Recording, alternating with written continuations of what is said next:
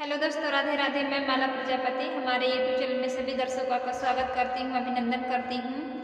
आज मैं एक बहुत ही प्यारा विवाह गीत लेकर आई हूँ। अगर आप सभी को अच्छा लगे तो प्लीज़ लाइक करना, कमेंट करना और मेरे चैनल को सब्सक्राइब करना।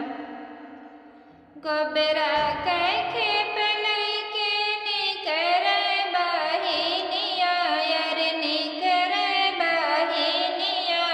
रे भैनी बिरिछ तारा ठाड़ रे लाला नेवा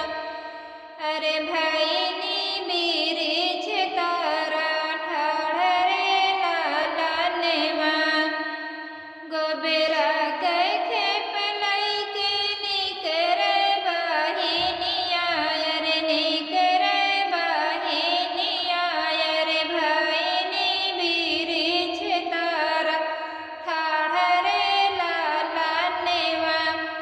अरे भैनी बिरिछ तारा ठाड़ रे लाला नेवा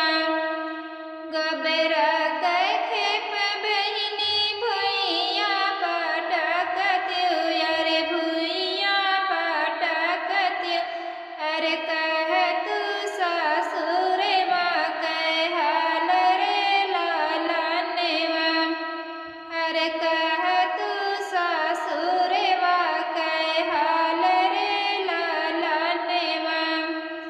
सासु तो हाई भैया में कटी कोरेवा रे में कटी कोरेवा अरे नाना